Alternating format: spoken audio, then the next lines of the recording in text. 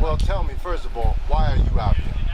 Well, I'm a San Francisco political activist, number one. I've been fighting for justice for the last 10, 12 years in San Francisco, Oakland, wherever there was a struggle, I've been involved. So I think it's very important for a young brother to always stand up for any issue, especially if it has to do with black and brown. And the Alex Nieto, Kenneth Harding, Luis Congora, who was just killed by the San Francisco police, Villacar Perez Lopez, Mario Woods, those are all atrocities that have happened that have to do with black and brown unarmed citizens. So it's my right and my duty to step up as a black man and as a political activist. So I have to be here. Why did you choose the tactic of a hunger strike? Well, this was not my choice. This was a collaborative effort, but it was spearheaded by Miss Christina and Equipto. I'm here to support. Equipto and I are two San Francisco hip-hop artists in San Francisco, so we've collaborated to create awareness through the hip-hop community with both our efforts. With Lindo's running for District 9, Brother Ike, just always down, our soldiers. So it's some way that we thought we can get the attention of the mayor, we can get the attention of the city, we can get the attention of the Board of Supervisors, the Department of Justice, the Police Officers Union, all that. So we've actually been doing that the last 5 days. The whole city, the whole country knows about it. You're right. Yeah. So in that sense, you've been successful. What do you think? I think that's right. I think that's great. That's what we wanted to do, is bring attention. And what's most important, we've got people that are riding with Ed Lee or who are pay taxes and have businesses here in San Francisco that generally would agree with his policies that we think are kind of questioning them now. Questioning the San Francisco Police Department's policies on how their use of force when it comes to the citizens that don't have any guns, or even if they do have a knife or whatever. So you have to have a different approach when it comes to policing your citizens, and I think we kind of getting that point across. And we by far have not even attempted to what we're gonna do. This is just one thing that we're gonna do. Well, let me ask you this.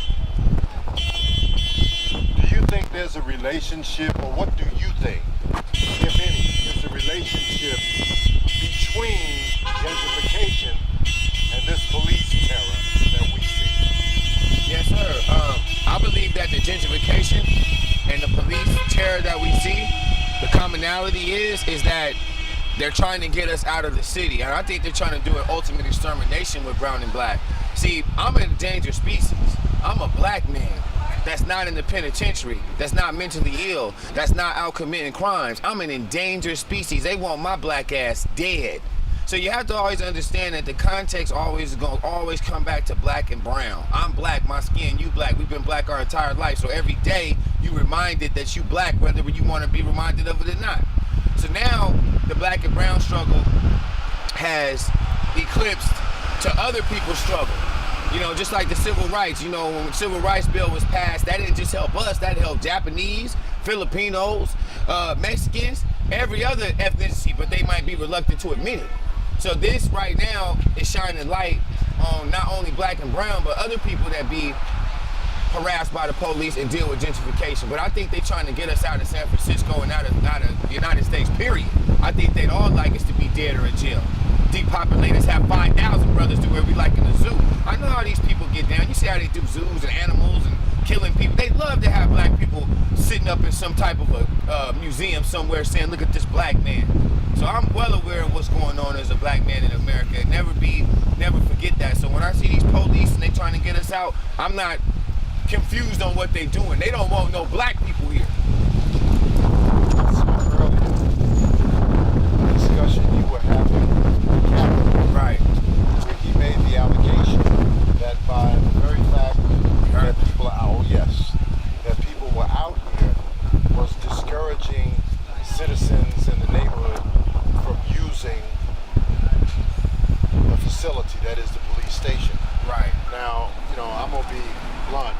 I'm not neutral. I thought you did a very excellent job. Thank you. Of communicating with the officer.